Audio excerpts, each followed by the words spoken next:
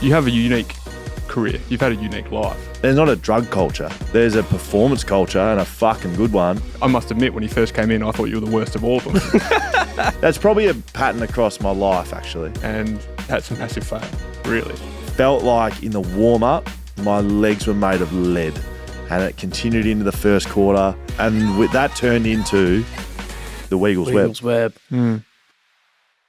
Welcome to BackChat. Here we are, powered by Paywise, of course, and I have to just get an introduction done very quickly. A very special addition to our weekly guest episode. This man's not usually here for it, but he is a friend of the family. You know his voice. You know who he is. Mr. Sam Butler, welcome. Thank you, Daniel. It's very good to be here today. So, For a very special occasion. Very special occasion. So it's a little bit different. You haven't heard a voice that you usually would hear at this moment of the podcast. I almost cut you off. You always, you just need to relax. Shut up right now. Shut up. Today on the podcast, very special guest, someone who has been on the podcast every single time, probably, but in a different way this time, because this time, Butsy, we get to interview Will Schofield. Scoey, welcome to the podcast.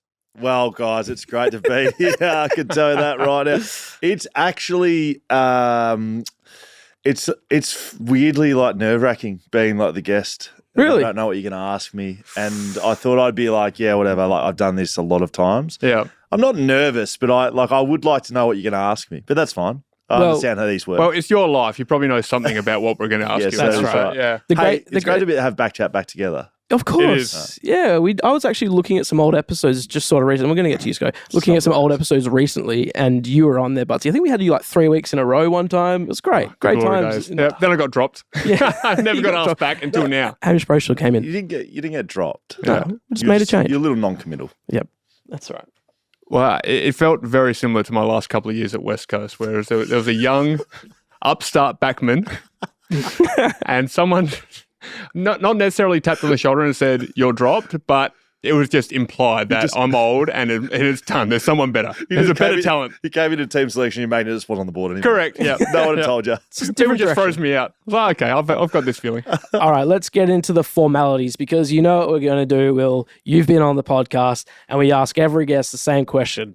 We don't care a flying F about what you've done on the football field. We want to know your greatest sporting achievement, not on the football field. Now, you've said things in the past about 800-meter running, your flags, all that stuff. You're going to have to give us something different that the people haven't heard, because this is a special occasion. We don't want to hear the same old story. Give us something that you've done in the sporting realm better than that that you've already told us. Greatest sporting achievement thanks to TABtouch. Yes, of course. You're not the host here. Yeah. Stop all of that. You are the the guest. The guest doesn't know who the You don't know the sponsors are. Yeah. Is there any way I can do us like a special request here? Because I've been rolling out the beach flags and the hurdles for a long time. Yep. I'm not allowed to do football. No. Could I do football coaching? And it's recent. No. Okay. No, it's football. Completely incorrect. Okay. But like I've already given you already know them. Yeah. Well, give us something you different. Speak about yourself a lot, I must admit, so for a host. I'm going to give you something different, but I've given you two for like 2 years here. Yeah. I'm giving you something different, and it is in football. Like I can give you out of footy. I've given it to you. No, I would like it out of footy, please. That's the rules. Did you You're ever the win guest. a FIFA tournament? You're the guest on our show. Yeah, there you go. Okay. We've had pigeon racing. We've had skateboarding. Yeah. I was state hurdle champion and I was state flags champion. I don't know what to give you. That's all. That's fine. That's all right. What you can give us? Just let me give you the football, the coaching thing. You asked before. I wonder what I'd like to know. What you're going to ask me. Yeah. This one you should have known was definitely going to happen. I know, and you still don't have an answer. I answer it every week, and everyone knows. And then I can't give you anymore. Okay. I give it to you every week. Okay. Yeah. So I'm giving you something. Give us the football thing. This is going to be the most boring interview. I want to say it was the Aquinas Premiership, like 4 weeks ago, as a backline coach. Mm-hmm. Coaching a premiership as a backline coach. Mm-hmm. Greatest sporting achievement by a long, long way. That's pretty good. It was absolutely unbelievable. Probably better than the 800. Better than the 800-meter run. Better than the hurdles in terms of greatest sporting achievement. Better achievement or better feeling? So the 80-meter hurdles? The 80-meter hurdles, sorry, yeah. Oh, yes. No, different. Different. Yeah. That's okay. Well, thanks to Paywise, we'll move on. What about your first car? I don't think I know what your first car is. My first car was actually influenced by Sam Butler.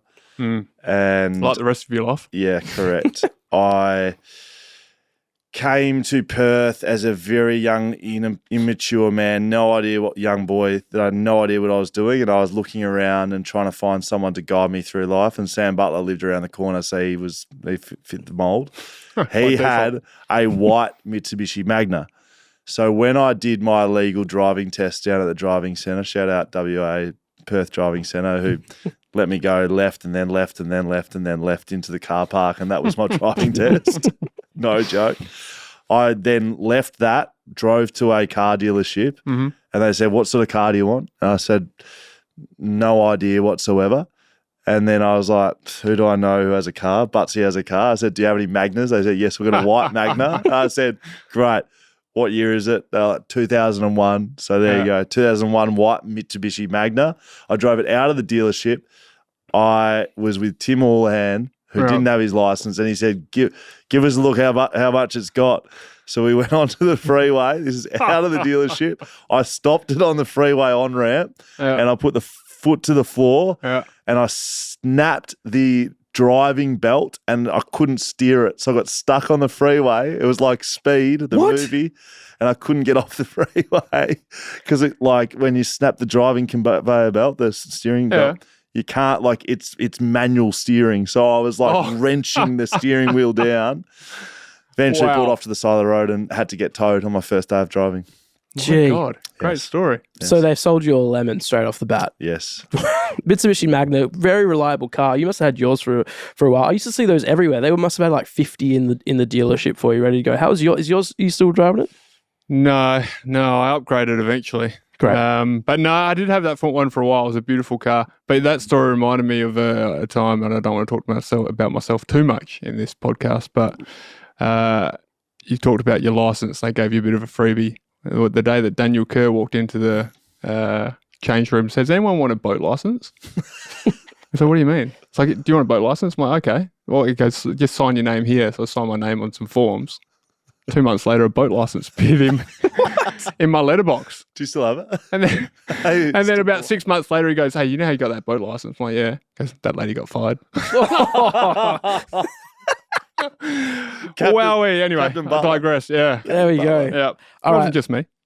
There you go. Back to Schofield. All right. Let's talk early days of Will Schofield, Geelong boy. Talk to us pre-footy. Were you always playing footy as a kid? What was it like? You got 2 older brothers as well. How'd that go?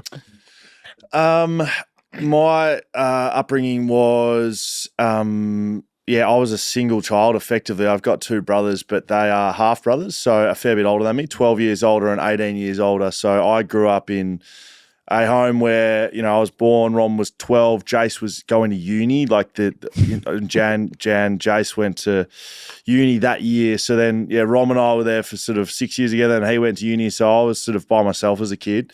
My life was sporting growing up. It was pretty much instilled in me by mum and dad. So mum was a casualty nurse and dad was a technician and salesman. So he travelled a lot, but they both scheduled their entire time around my sport. So I would just I would swim and tennis and nippers in the summer, and then I would do footy and soccer and athletics and any sport basically I could play, I would play. And so my entire childhood was around sport and the Geelong Footy Club, really. We went to every game as fans, and so AFL was a big part. And Geelong, when you're in Geelong, going for Geelong is a big part of being in Geelong. And it's part of country life anyway, I suppose, sport. But you're saying that was instilled from your family. They're all diehard Geelong fans, I'm assuming, but sport in general was just part of their life. Yeah. Dad played footy. He's life member at a couple of footy clubs. He was a coach growing up. So I do remember sort of snippets of that being around sort of local footy clubs that he was working at. Yeah. Mum always loves telling the story that as she was pregnant with me, she won the don't know what championship, but greatest sporting achievement. She was pregnant with me and won a tennis championship. So you could claim that. Yeah, you were a part of it. You were a part of it, yeah. She was playing doubles and the other person was playing singles. My greatest sporting achievement was being inside my mother's womb as we absolutely dominated someone. Just like there was a lot of sport. Close with my half brothers, even though it wasn't a traditional 2 years apart type relationship. It was a different one. It was sort of Jace, who's 18 years older, like he could fit somewhere in between being my dad and being my brother. And it was sort of that relationship. It was the mateship of brother and then like the leadership or whatever it is of a father. Yeah. What about footy? So you're playing all those sports. Was footy always your strongest one? No, athletics was probably my strongest one. I loved footy the most. I loved playing with my mates and I loved being involved in a team environment. But, athletics I was better at. So I've always been for sport. I just do it because I love winning. I've never liked training.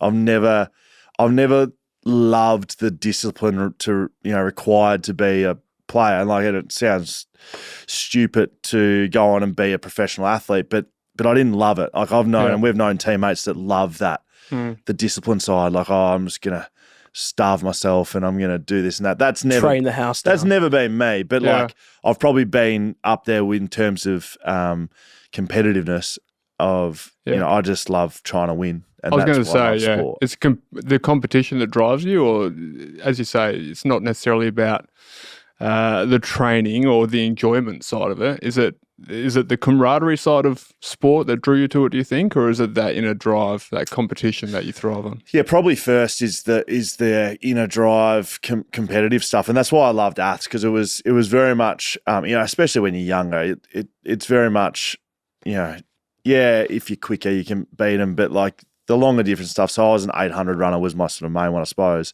And it was like more mental than physical most of the time. And so I loved that, standing on the start line. I'm gonna beat you. I remember like as a junior, maybe under 9, under 10, they used to do this handicap day and it was a good handicap day, but it was sort of based on your whole year's performances, and they'd like chop it all up. And I started off scratch in the 400, and there was a kid 130 meters out.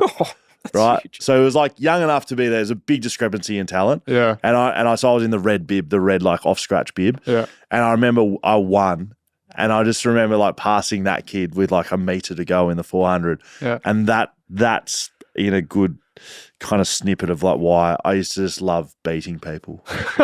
So were you a natural talent? Were you always the best in every grade coming up, or did you have to work for? No, yeah. Like I was never the best footy player. I wasn't like one of those kids that was the best in the side. Right. I was probably like top 5. Yeah. But I was never the best. We always had that kid that was the best player. That was never me. Athletics is a weird one because like not everyone does aths, right? Everyone plays footy. Everyone plays soccer. Athletics, you got to be really like given the opportunities. Like mum and dad used to take me to Little Ass every weekend. We used to drive to Melbourne. Like I did state cross country championships and bloody state aths champs and all that stuff. And you got to really like have the opportunities to do it. So, back on the training stuff, I've never loved, and again, this sounds bad coming out of my mouth, I've never loved putting in the work. I always know what's required and I've always known what it takes and I've always been disciplined enough to do it. But I've just never liked doing it. I've never sat around going, I love being the best I can be. I like beating people and I like what training gives me. I like training hard because that means I can beat people, but I didn't like the journey. Like never liked the journey. Yeah. Like, athletics, hated it. That's really interesting. What it sounds like is work smarter, not harder. A little bit. I remember 800, like when I was getting along in 800s and I probably should have, I finished sort of top 5 in Australia when I was at 17 and 800s, right?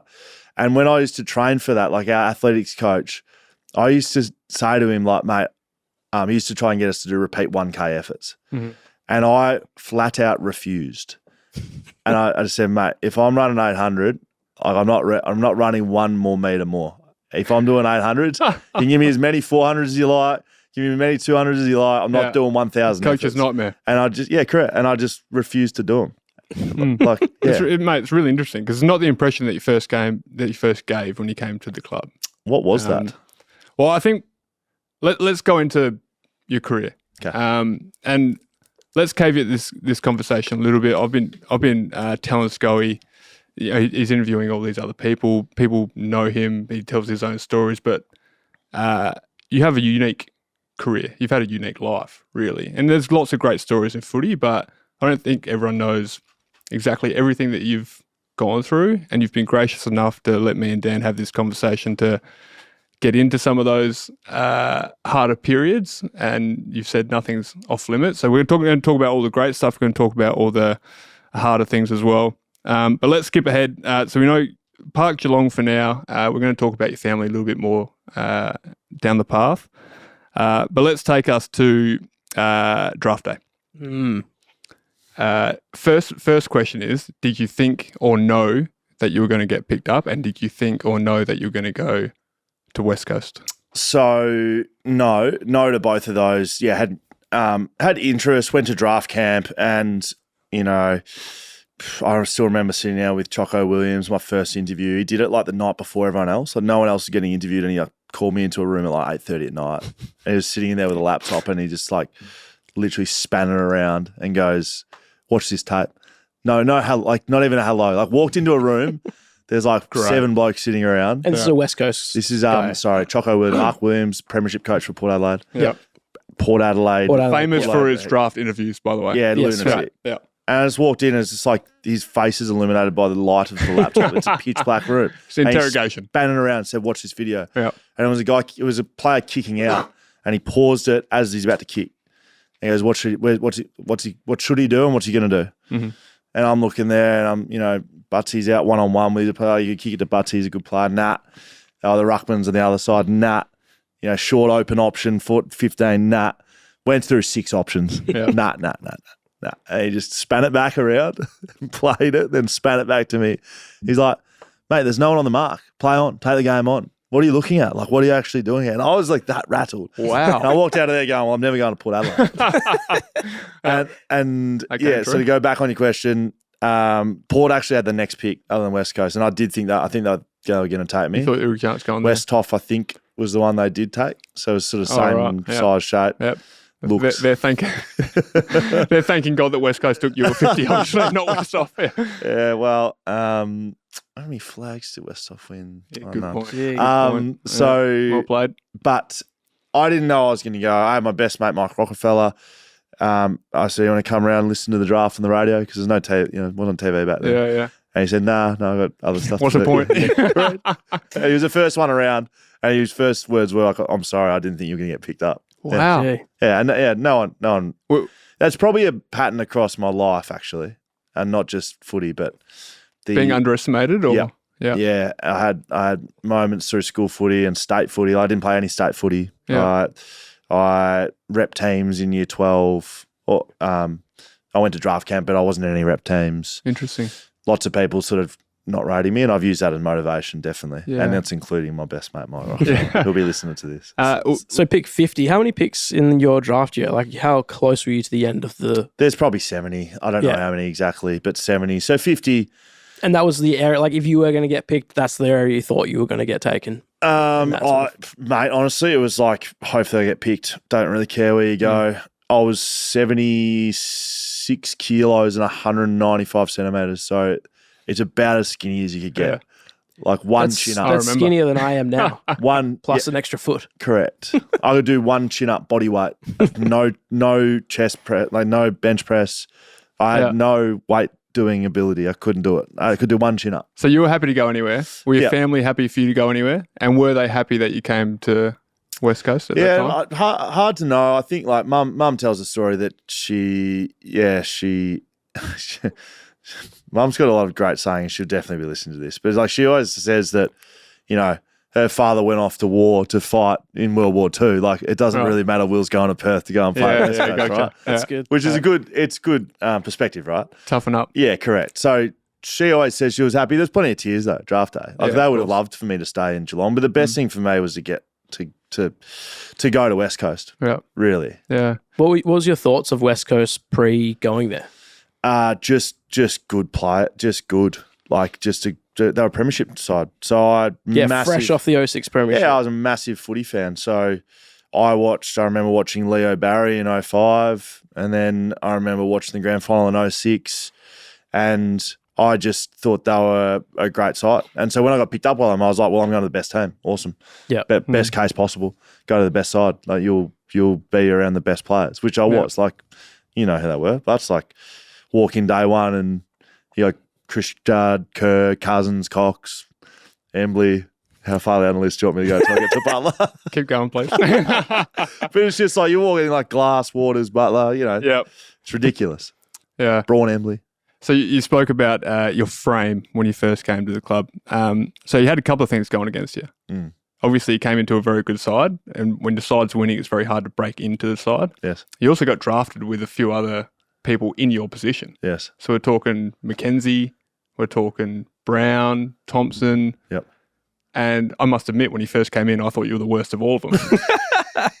You're 75 kilos. You got a long neck and a small chin. And I'm like, this kid, what's he going to be? Is he actually going to compete as a tall key back? You were playing on the wing at certain times? Yeah. It must have been daunting. Or did you see that as a challenge, or did you see that as quite daunting when you first came into the club?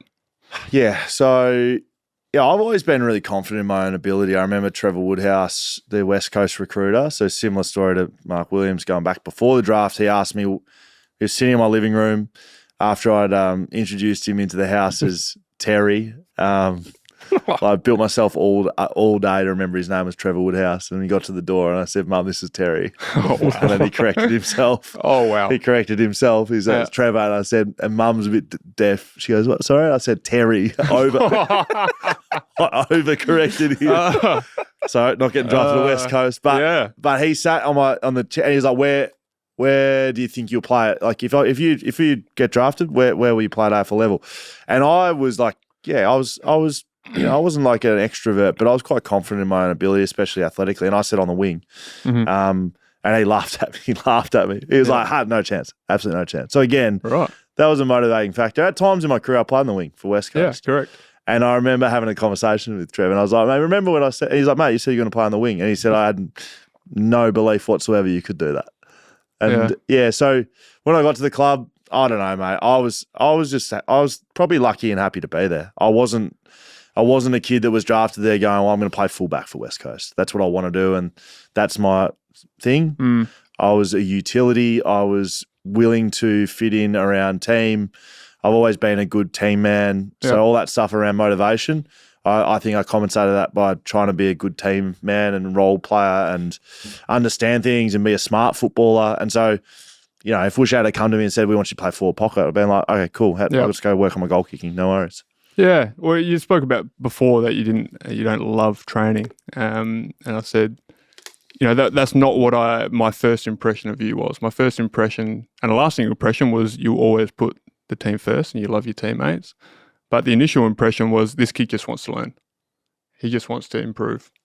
And not by any means necessary. As you say, there's some people that just go out there and train like mad dogs, but you're thirsty for knowledge and you always wanted to see how you can improve and help the team. And then you did make your debut that year. What a debut. Telstra Dome, as it was known in those days, Western Bulldogs. I wasn't playing. Is that right? But I remember watching you. Probably came in, took your spot. Probably. I was probably maybe injured, but probably. You're a midfielder back. No, you were a midfielder back then. That's true. I pretended to be a midfielder at those days. Tell us about that. How'd you find out? Did you know it was coming? The day itself? Yeah. I was upstairs in James Thompson's attic playing AFL 2007. Yep. Great game. As yourself, obviously. There was, yes, but there was a significant error in 2007. I'm sure it's still there because I wouldn't have updated it. Tim Houlihan's face was me and my face was Tim Houlihan. So I used to play as Tim Houlihan so I could see my face. Wow. Really, really clear as well. Those graphics. But I mean, like as a 17, 18-year-old, like I was 17 when I got drafted and 18 in January. So I would have been 18 by that stage. But like, mate, grown up, massive footy fan, footy nuffy, Geelong, you know, we used to put streamers around our house and drive around with flags out the windows. Like, I was a massive fan. And then to be like on a list, don't even care about playing, mate. I'm on a fucking PlayStation. I'm on a PlayStation game. I'm on AFL to like it's the greatest moment ever. And then they get my head wrong.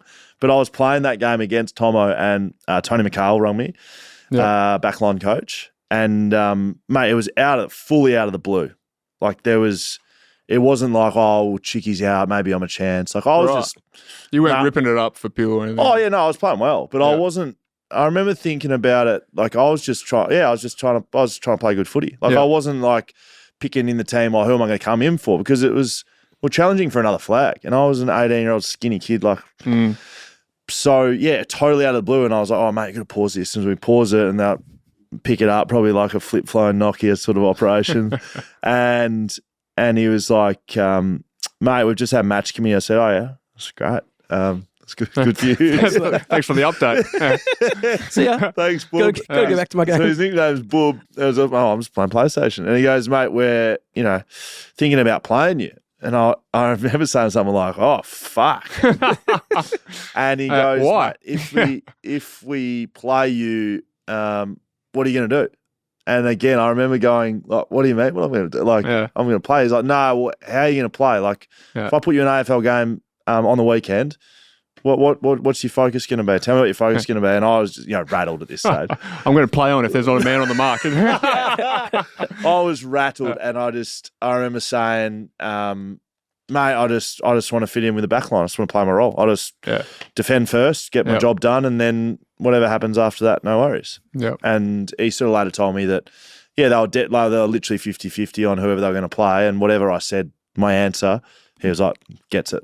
Straight there you go. Yeah, so you got 4 touches in that game and the win, which is more important. On by 100, I think. Got the win. Well, three wins in your first season. Didn't lose in your first season at the West Coast Eagles. Yeah. And then following that, you played 9 games in the season after that. Only won 1. You went 1-8 in the season straight after that. So you went from the winning of the highs of winning to that.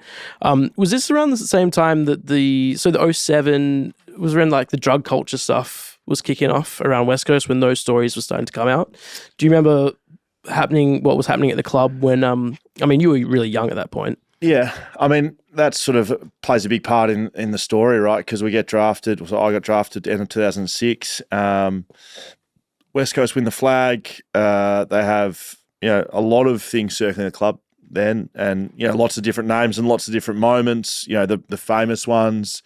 There was the Vegas footy trip. There was swimming across the river. There was police operations. I remember like a head of police or someone coming into West Coast, sort of like a few months into my time at West Coast, and doing like a big speech to the group about this is what you can and can't be doing, and like they're in full police kit. But for me, I was 18 years old. I was like, oh, this happens every year. No worries. Police always come into the footy club and talk to you. Yeah. So from a point of view of me, eyes, wide open, like, yeah, it was just a footy club to me. And like, I get asked that all the time. Well, what about the drug culture?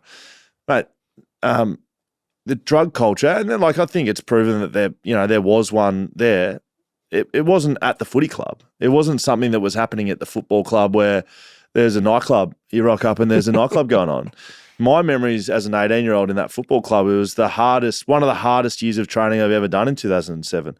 Off the back of a premiership, every single player, and you can have your question marks on any of them, were there to train and get better, and that set the standard for me as a player forever. Like I roll in and I'm running against Judd, Cousins, Kerr, Braun, Embley, all those names, and there's not a drug culture. There's a performance culture, and a fucking good one.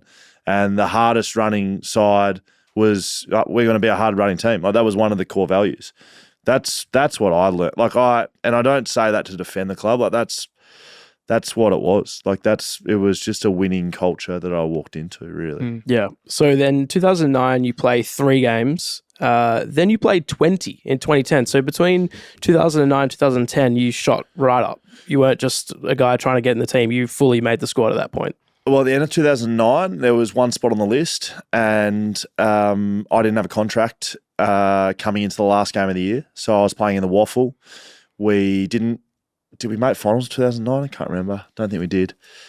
And yep, no contract, no talks with my manager about what this was. And it started getting towards the stage at the end of the year. I was just like, I just want to know what's going on. So which I did a lot through my career. Like I sort of said about the training, one thing I did do well, I think, and I don't know if I'm proud of it, but like it's what I used to do is like I used to try and get to who I needed to speak to. Like if I got dropped, like who do you need to speak to? You need to speak to the head coach? Is he the one who's dropped you, or is it the back line, or is it something one of your teammates is doing, or something you're doing? Like get to the bottom of it, figure it out, and then you can fix it. And I just couldn't get a straight answer out of anyone. And I was bouncing around coaches at the time. I remember like Booby and even probably Harris. Darren Harris. Yeah, Darren Harris. And I walked into Summer's office and I was like, mate, I just want someone to tell me what the fuck's going on. This is on a Thursday before the last game of the year. And he just said, mate, it's between you and he's like, mate, I'll tell you to you straight, shut the door. And he goes, there's one spot on the list. It's between you and Jamie McNamara. And it's pretty much like whoever plays, like it's not going to come down to who plays well on the weekend, but you're going to do yourself a favour if you play well on the weekend. Yeah. So I went down to Peel. I think I kicked 2 and I had 25 and we won, and it was a very rare win for Peel. And yeah, like after that I got a contract and it was a 2-year deal. You sealed J-Mac's fate. Well, with yeah. those 2 goals. I'm still good mates with J. I'm still very good mates with J-Mac. That's a brutal reality of He knows about it too. Yeah. I actually, yeah, it was sort of, I rolled the dice on myself a bit. I bought a house that year. Yeah.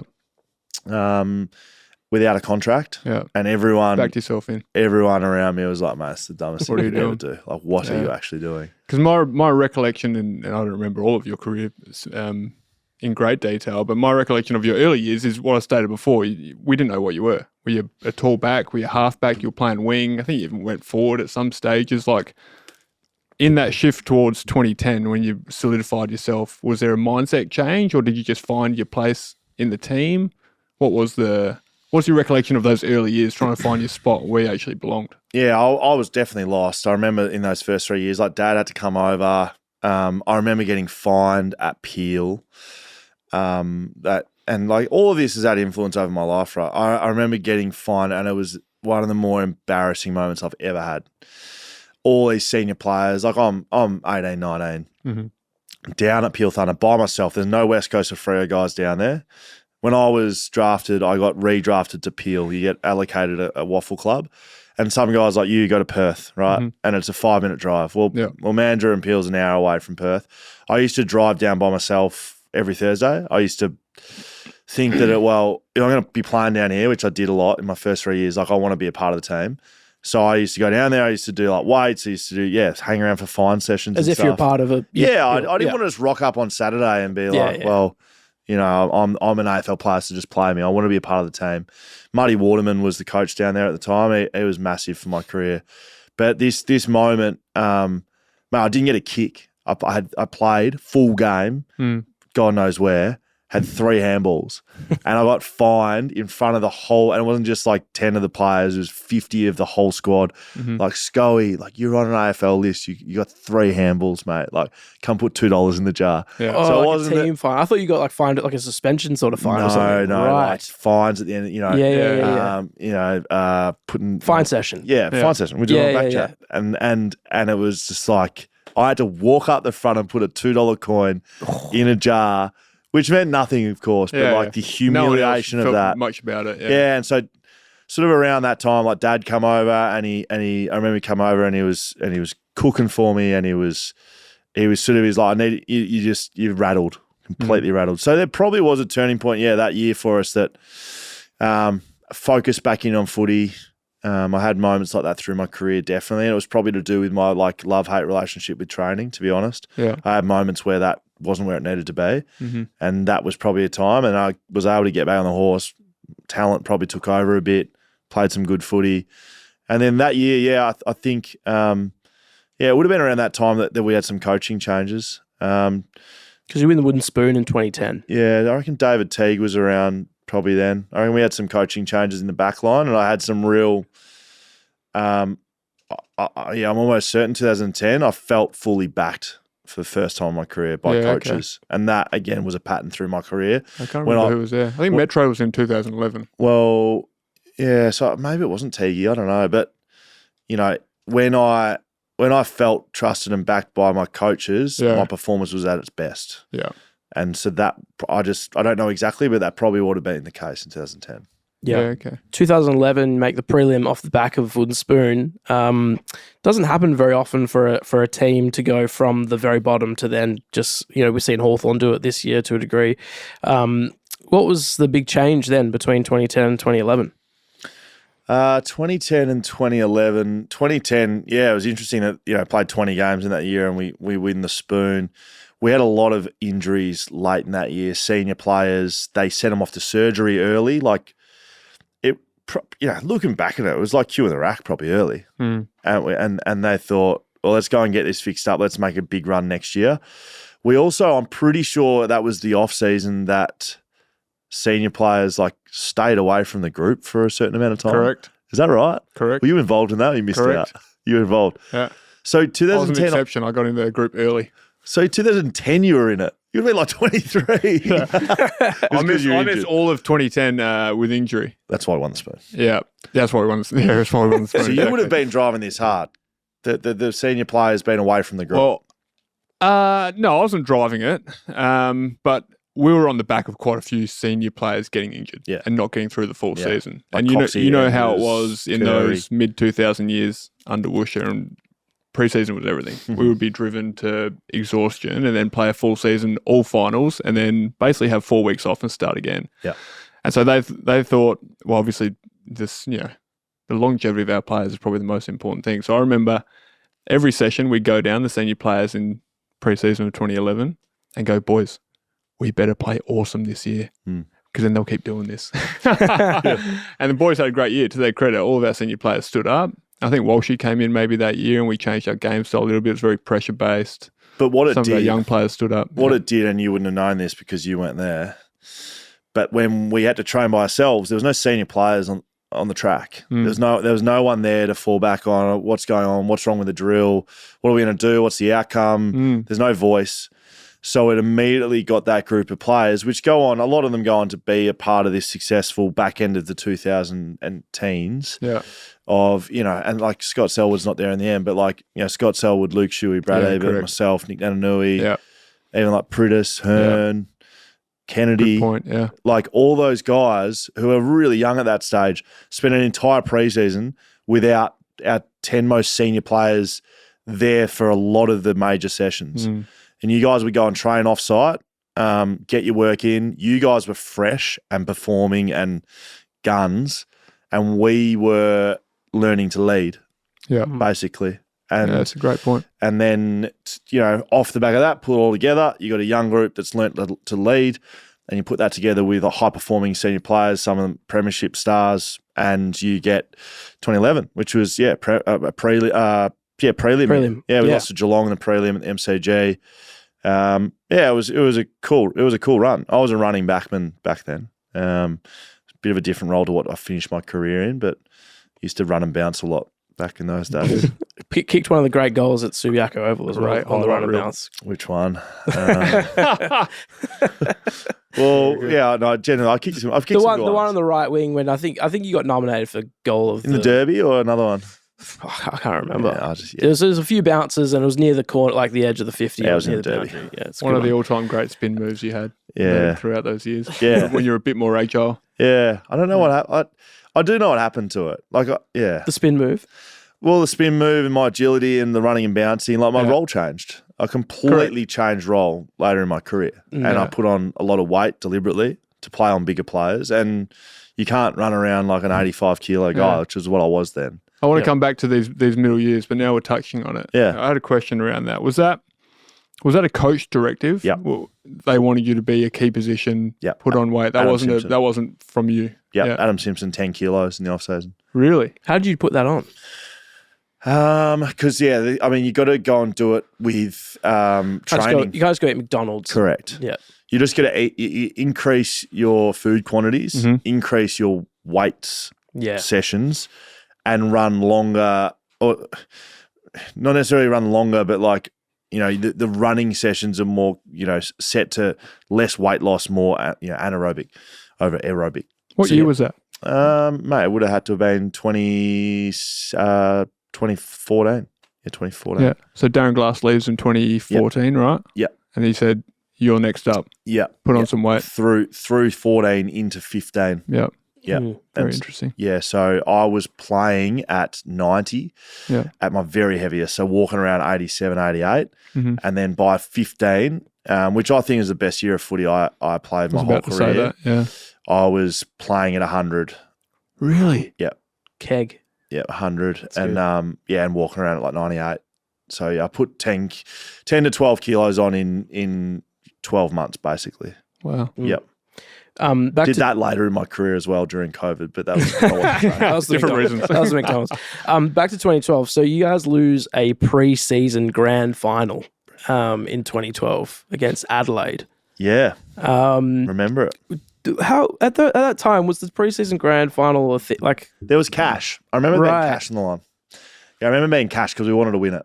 Right. yeah, right. Remember we wanted to win it, and that when we wouldn't have wanted to just win it because you want to beat Adelaide. Like Yeah. it was at Adelaide. It was at old Adelaide, like Footy Park. Yeah, Footy Park. Right. Yeah, and we got beaten by so many random memories from that game just flashed back to me.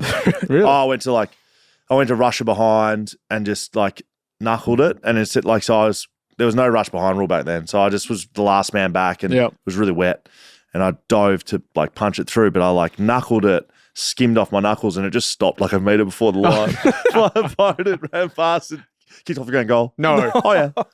We lost by 3 points. We lost by a bit more than that. I remember being in a fight on the wings, a skirmish, and like there was a bit of a scrap over something, which I definitely loved when I was playing footy. And I just remember getting ripped off the bottom of it and replaced on top by Beau Waters on I don't think it was Salapi. It was an Adelaide player, and Bowie was just grabbing his throat and looking at his eyes and not saying anything, and I just ran off and left him. And I just looked back and Bowie was still doing it. Yeah.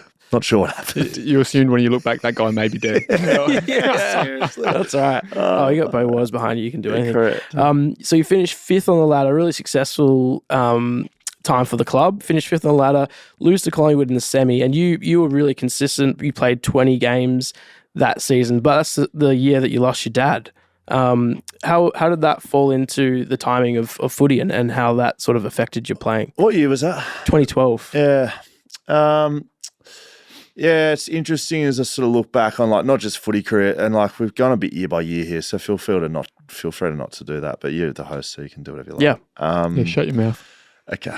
There'll be a hard podcast to listen to with my mouth shut. Look, unfortunately or whatever it is, I have sort of dealt with loss along the way, and I strangely, when I think about those moments, I had to ask what year it was. I don't associate those with dates. I'm really bad with dates and times and anniversaries and all of that. I mean around death and grief. Like I remember birthdays and wedding anniversaries, but I get a lot of text messages on the dates of so yesterday was 12 months since my brother passed away. I had a heap of messages, and I didn't know that was the date. I had no idea what. At the start of the day, I was like, I don't know what people are talking about. Yeah. And so with Dad, circling back on that, I think it sort of stemmed from that. That was the first time I really experienced proper grief, and it was shocking, like instant grief.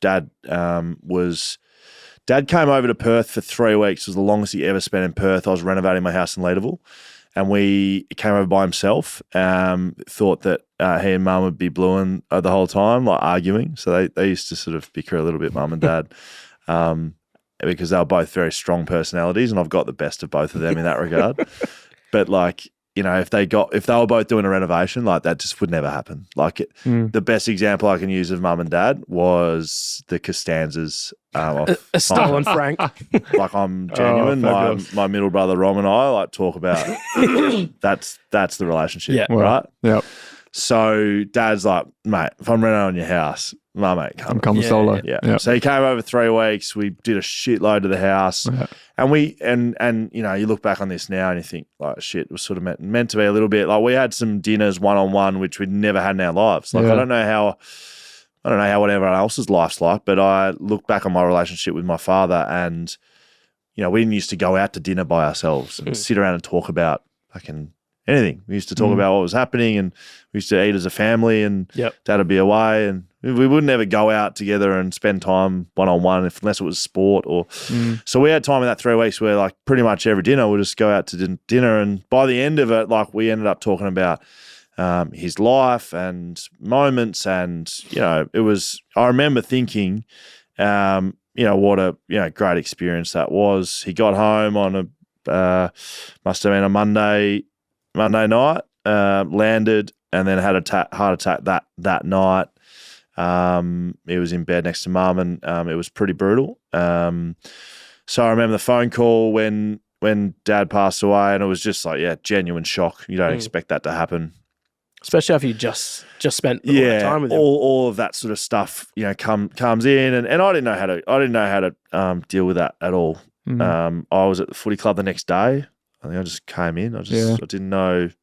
Is mid-season? Yeah, mid-season. So it was about round 4 or 5. Happened early in the year, and I didn't really know how to deal with it. I didn't sleep that night. I was just awake, and then I just came to the footy club, and I wanted to be around my mates, like, because being an interstate player, you don't have really any other mates, especially early in your career. Yeah, it's just the family to rely on. So Mum and Dad, no one was here. So my brothers weren't here, my mum wasn't here. I was with my partner Alex, but she had to go to work. She would have stayed, but I just go to work. Amazing. So it was. I look back on it, didn't deal with it well at all. Suppressed a lot of my feelings over it. Didn't grieve properly. I played that week. It was a Friday night game against Hawthorn. Shouldn't have played. I have no recollection of the game. We won. We won by under a goal. It was the worst weather you've ever seen at Subiaco. I don't know if you remember the games. Yeah, I remember. Hawthorn, sideways rain, sideways wind. But I don't remember any of it. I remember TV trying to come up and interview me after the game. I was just a fucking mess. Yeah. Really? Yeah, absolutely nowhere. I went back home. The funeral was the next Tuesday. So I went home straight after that game, prepared for the funeral, did the funeral. I trained with the Geelong Falcons on the Wednesday night, my old TAC Cup, junior team, McTurner Footy Factory. Yeah. And I think it was Darcy Parish's year, so I would have trained with all these kids, and then I played that following week against Richmond. Yeah. After not being in Perth the whole week. So you stayed in Melbourne. So the funeral was in Geelong. Yeah. I trained once, and trained terribly, in for Geelong Falcons, like a junior side, and then I played the following weekend. Can you imagine that? How the fuck does that happen? Outrageous. Has that happened? And I punched Jack Rewalt in the guts in the middle of the Telstra night. I got 3 weeks. I was looking at I was looking through that season. I saw the few weeks break, and I thought, I wonder if that was around the time that it was because your dad, but it's because of the suspension. Your dad passed away. I played Hawthorn. We won.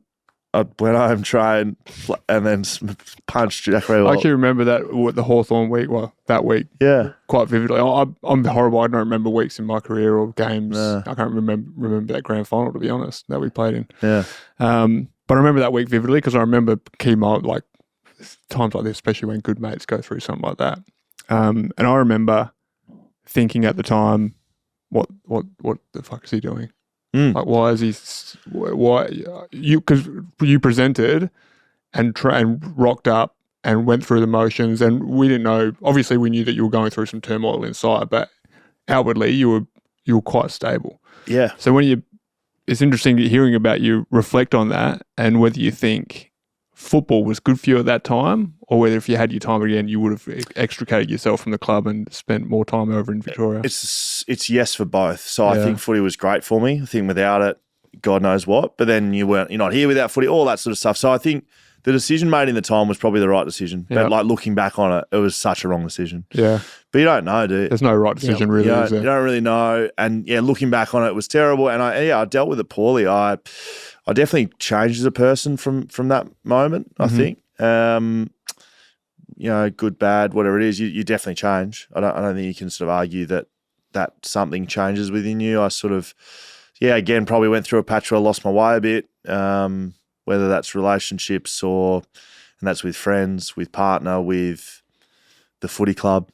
And again, sort of post that, the contract sort of side of things, like I was sort of up against it again, like as I trailed off the back of that. Okay. Yeah, sort of contracts were sort of up in the air again. And I had to have another big kind of moment.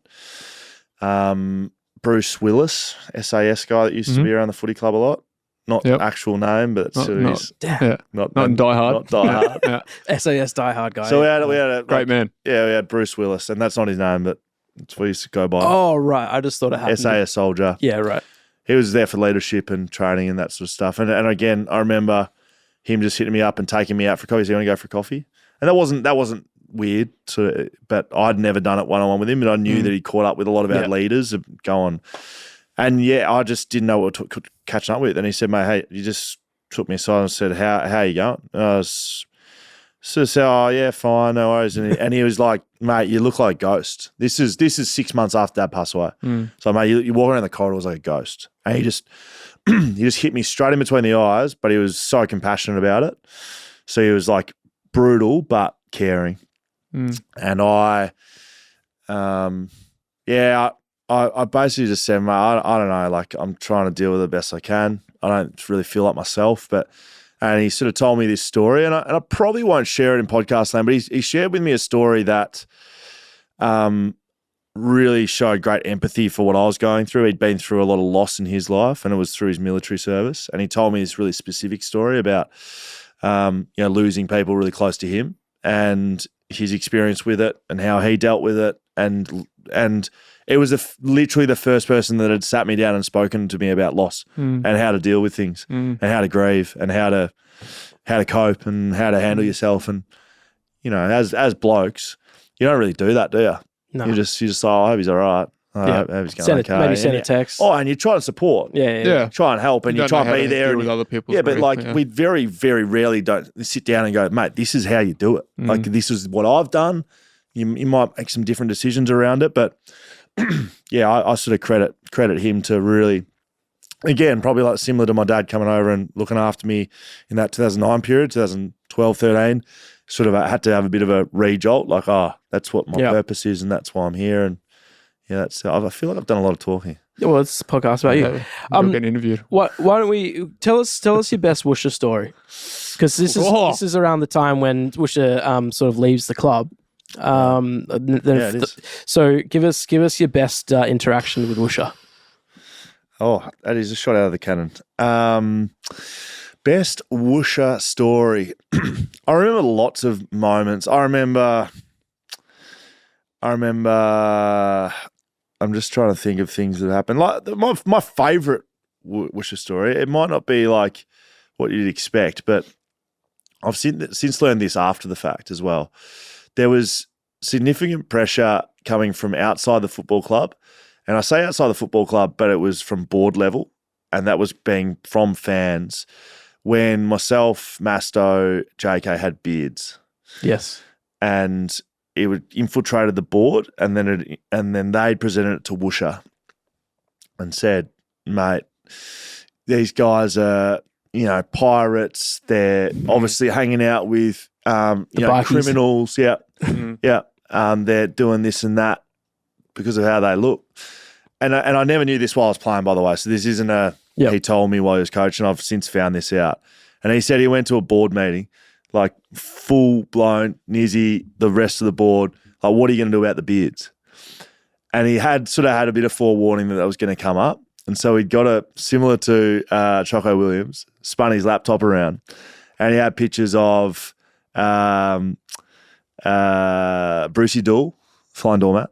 Mm-hmm. He had pictures of Michael Tuck, Yep. He had pictures of Gastev. He had pictures of every bearded man to play AFL. And he said, so you're telling me that Michael Tuck, the games record holder, the criminal is he? Yeah. You're telling me that did he win 6 or 5 premierships? Did Brucey Dool, one of the great moments in grand final, all that sort of stuff.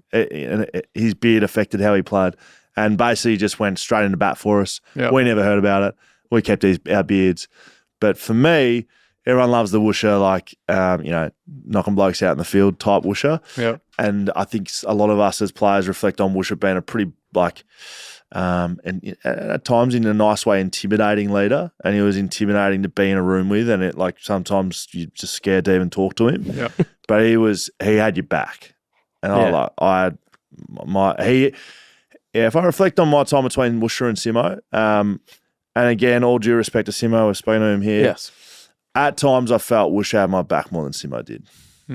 That's interesting. There you go. Because when I think about your career, it's almost in 2 parts, kind of up to that point, 2014. From 2015 on, it was kind of a different scale. You became a true leader of the club, integral part of the team, a big voice. You've always had a big voice, but you became a dominant voice in the change room. So it's interesting that because that's almost the same time where you're saying that you had the backing from Woosher, which you mentioned before, when you feel empowered by your coaches, that's when you play your best footy. So it's interesting that aligns that way. But just to expand on what we just spoke about in terms of influences in Woosher, and you've mentioned a couple, Tony McHale and others, up until that point, your formative years, up until kind of 2013, 2014, you played with some pretty good players, especially those early days in the back line. Have you got any on-field influences or people that you try to emulate, people that had big influence in the way that the football player you became? From a footy sense? Yeah. Well, yeah, I was definitely drawn to I was drawn to the back line. So I did play a little bit of forward. I did play a little bit on the wing, but I was always a backman. And in the waffle, I played middle. I played in the ruck. I played forward. I played everywhere. But back line was always where I played my best footy. So I would lean towards the back line, and I would think of so that's why I asked with footy, because like guys like yourself and Bowie Waters are probably like what shaped me outside of footy. But like you and I were different players. So Darren Glass, it probably just comes off the page with people I used to look up to as to how I go about your business, like play your role, lead, brutal, like brutal leader. Yeah. No, I don't think anyone would have walked away from being led by Darren Glass and be like, I wonder where I stand. And I loved that. Yeah. And I loved that as a player. I loved being given that feedback, and I loved giving it too. And I expected that people should be able to do that. And as I got older, as you do with everything, I learnt that not everyone can be spoken to how I speak to them, and you had to follow up. Yeah. But like Glassy, Glassy was just brilliant in that aspect, feedback. But playing, I know I'm bouncing around the question a little bit, but like playing, it was probably outside of West Coast that I looked, and I was probably motivated from a playing point by my opponents, like Josh Kennedy. Like training on JK used to scare the shit out of me. Yeah. And I'd be one-on-one with him for like 7 years of my carear. Yeah. So I used to like rock up. Trying against the best. Yeah, you wonder why I hate fucking training. Best. Yeah. Like I would go between playing on Josh Kennedy to Mark Lecras. Yeah. So at stages I'd playing small and I'd be on Lecker. Yeah. Like I never played, and I stand by this, I never ever played on anyone in a game that did something to me that I thought, geez, I've never seen that. I've never worked that hard. I've never ever did I work harder in a game than I worked on the training track. Yeah. Ever. Like and in any game. Like JK and Lecker used to just punish one-on-one on the field at training. And so that's underrated for how hard they used to do it. That's who shaped me. Yeah, not necessarily watching other defenders, but like watching forwards and like just getting my ass handed to me. Yeah, interesting. Yeah. Well, first of all, do you agree with my summation that your career is almost in two parts? And if so, what changed? That 2015, if that is the change, the turning point of your career, why? Yeah, so I mean, like at face value, it would look like Woosher to Simo. Yeah. And what I said about Simo before, just like, I feel like I need to recap here, but like, Simo definitely backed me.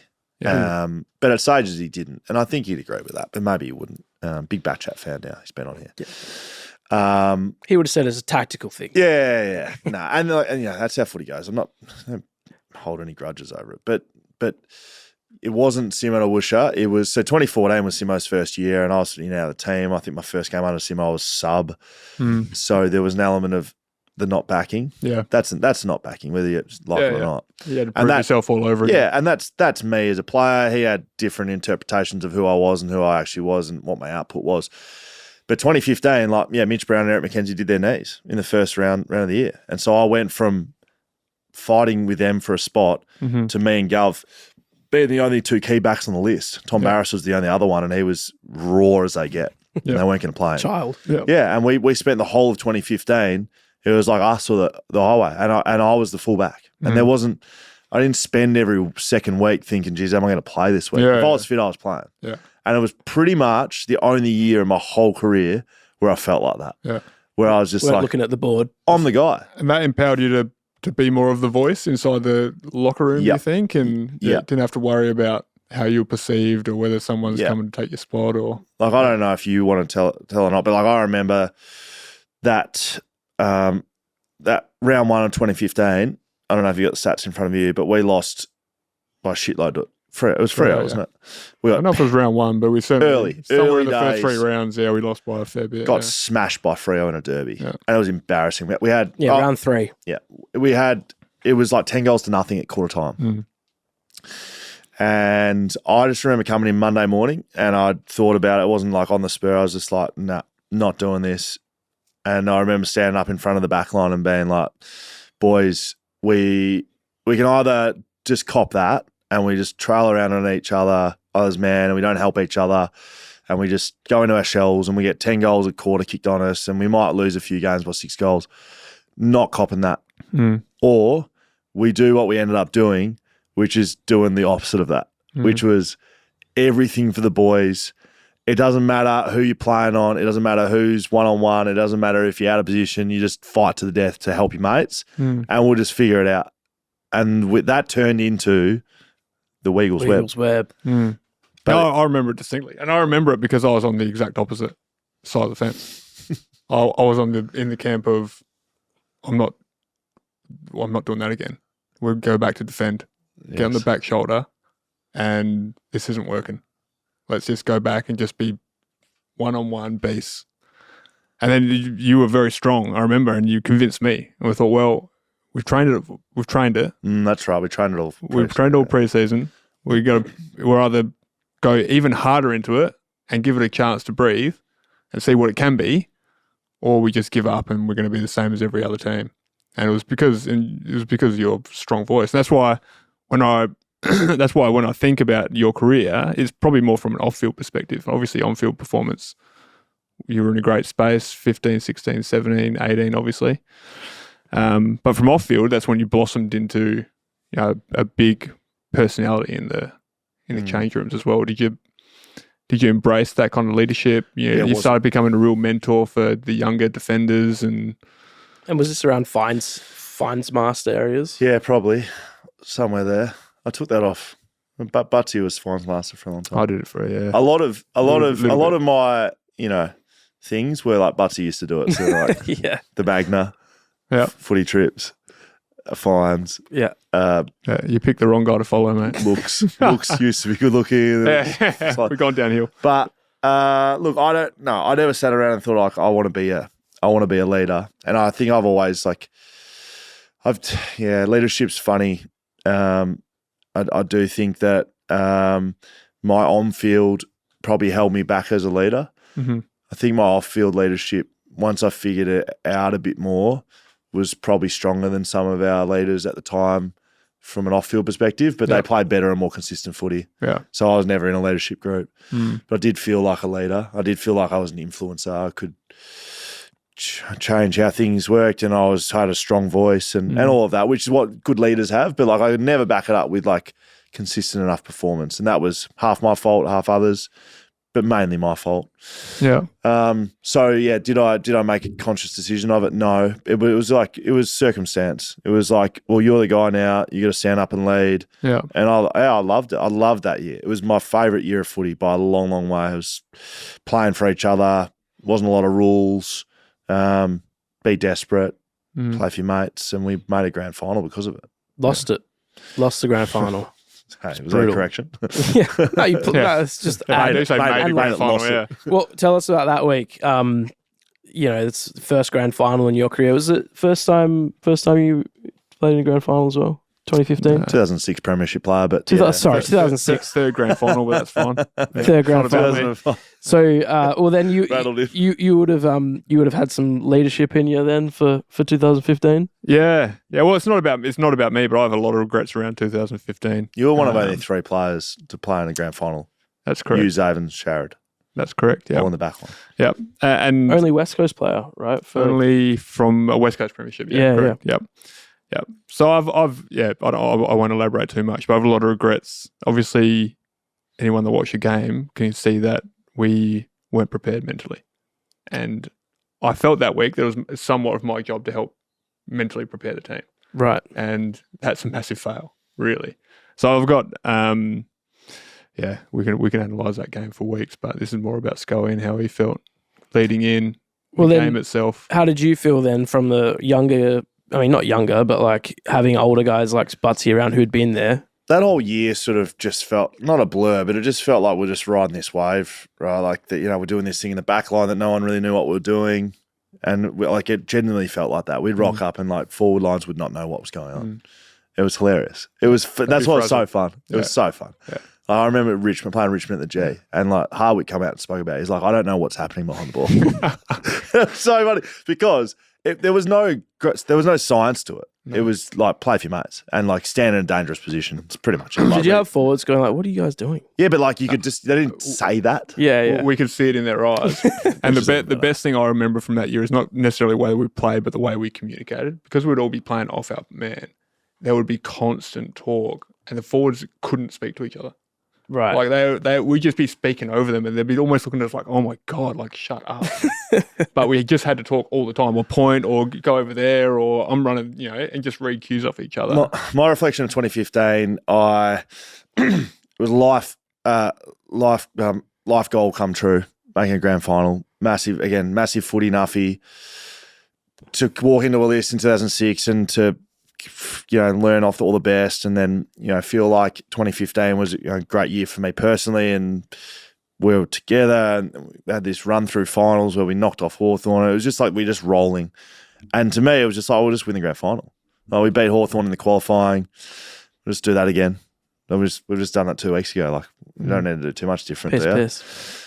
And, like I sat next to you in the premiership parade or whatever, the grand final parade, like all of that I'd watched as a kid. Like I'd been to like 3 of those of Geelong's, and to be in it, like it was a bit surreal. Standing out watching Bunga with a cup with Hodge and everything that happened, like all the attention, and there's proper attention.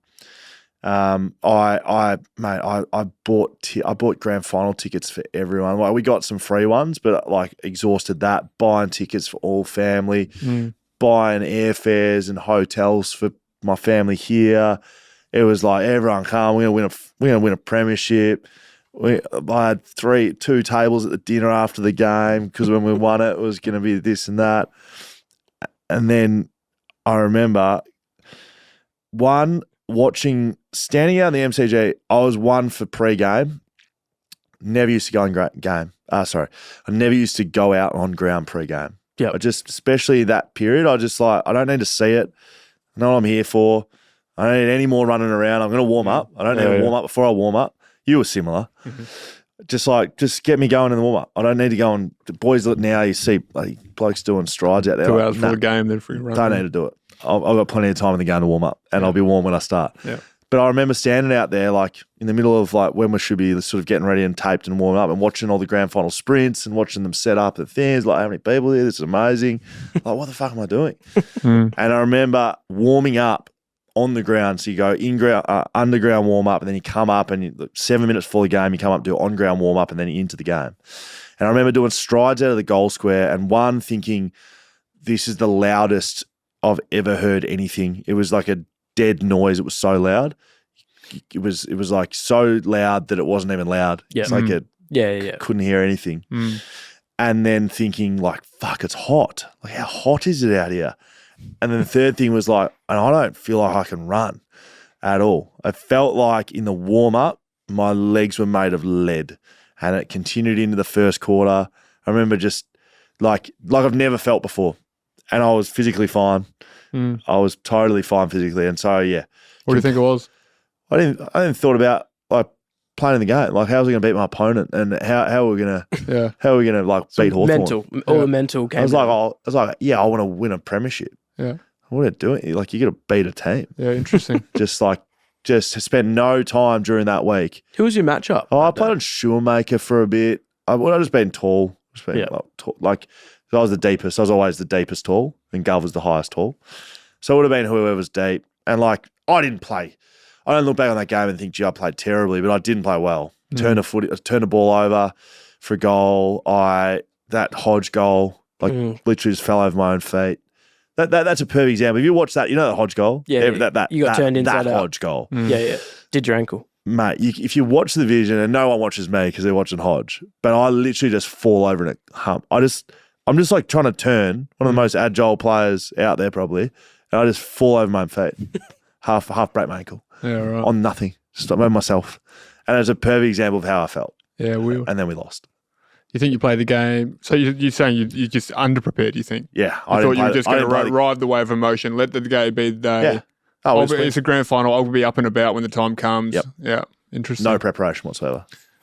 Oh, I want to jump ahead to 2018, the contract. Yeah, we can get there. Let's swing past 2016 because usually I'm a bit of a stickler on the time, but now I'm not a host. So we'll get. I know, Butts, you got Nokia 3310 to charge up or something. 2016. 2016. It's not easy to keep on track, is it? It's not. Nah. What's a good conversation? 2016. Bulldogs. If you need to leave, you actually can. Nothing's more important than this. Good. You guys play well 2016. Do you see it as a missed opportunity that year with Bulldogs winning from where they won and where you guys ended up in the ladder? Did you look back at that year as a bit of a lost one? Yeah, every year is a missed opportunity that you don't win the flag, honestly. Every single year you think, oh, well, yeah, that year it's that time, and 14 it's like, well, we didn't make finals because we stuffing around late in the year, and you go through every year. So yeah, it was a wasted year. I think we butchered that one. We missed top four. I think we drew or something late in the year to Gold Coast, and we missed top four by 2 points. Missed the double chance. We finished fifth. We played the Bulldogs, who had played in Perth 2 weeks earlier. It was the first year of the finals bye. They got spanked, right? They got smashed, and they got 7 blokes back for the game, and they rolled us. So thanks very much, AFL, for the pre-finals bye. That's a missed opportunity because I genuinely believe we underestimated them, and we were the form. I think if we won that game, we had a chance of going all the way. In my opinion, coming off final. Well, they did. Grand final. Yeah, that's right. Yeah. They had that. They had that run. Let's get to 2018 then. Big year for the club. Oh yeah. And big year for you personally. So early on in that year, you we talked about the loss of your dad earlier in your career, but then 2018, you have a similar thing with losing your best mate, and that was pretty early in the footy season, right? Yeah. So I've told this story of 2018 a fair few times. So when I do a lot of mental health type chats, and I use this as a bit of a identifier for up and down roller coaster emotions. So that's what 2018 is. I'll keep it succinct, but realistically 2018, so we've gone 15 grand final, 16, 17, I was sort of, Eric McKenzie come back. So then I sort of lost that, you're the guy sort of thing. And we sort of had that. And then 17 was similar, and 18, I probably played half the game. I might have played 10 games in 18, but coming into 18, I wanted to be the guy again, and we had a new stadium, and we trained all preseason. We had the cups out. We were going to make it our fortress. Round one, it was no one was going to beat us, and we spent the whole preseason about that and building up to that moment. And then we played Sydney. I didn't get the job on Franklin early. And I remember being pissed off coming into the game. They gave it to TB. And Buddy kicked 4 in the first quarter, I think. And then I got moved on to him. Yeah. Pretty hard job when he's on a roll. So they kicked 8. So shout out to the crew involved in that. And I got dropped off the back of it. So Monday morning, basically, Praddy was like, mate, just letting you know early.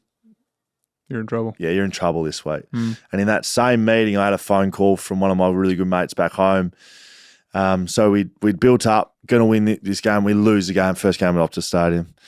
I play round 1, which I did 4 times in my whole career, by the way. Right. 4 out of 14. Yeah, that's because you're a horrible trainer, obviously. Yeah, I'm correct. Yeah. No, absolutely. But I made it. So I make Optus, we lose, I get dropped, and my mate rings me in the middle of the review with Praddy and tells me my very good mate, Andrew MacArthur, so Oxford's brother, James.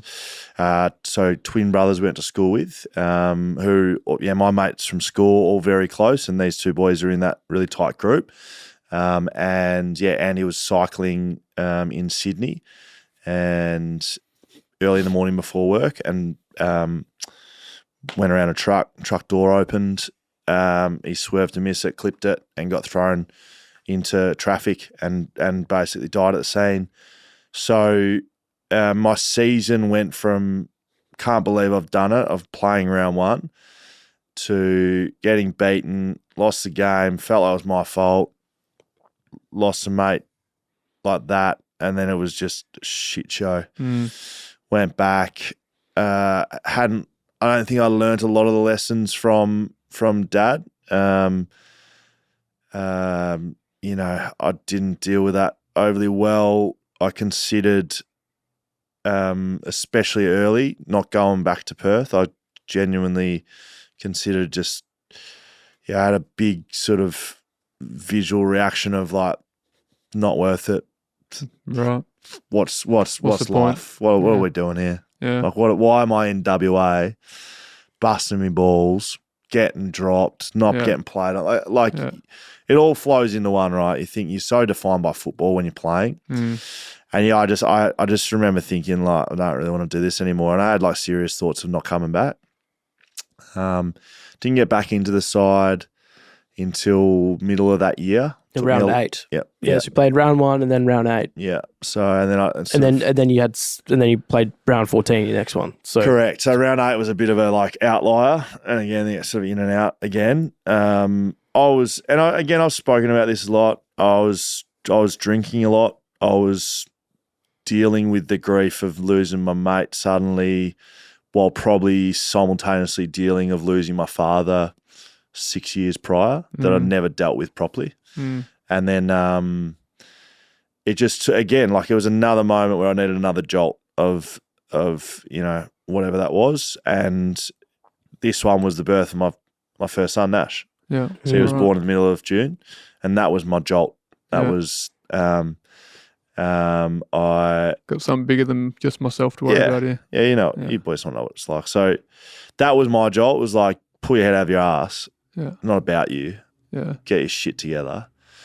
That's interesting. Because you go on a run then after that. Yeah, you're playing week in, week out. I don't know if it has the dates there, but so round 14 was June 21st. So Nash was born June 16.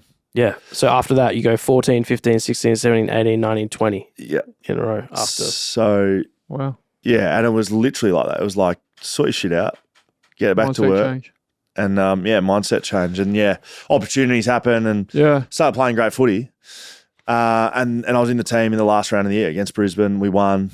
I knew what an opportunity was there. Like I knew it was there to play in a grand final. I had the belief that we could do it that year. Yeah. And so the ups and downs of this year, up getting picked round 1, down Buddy Franklin, down Andy passing away, up birth of son, get back in the side, good to go. And then the qualifying final, it was between myself and TB.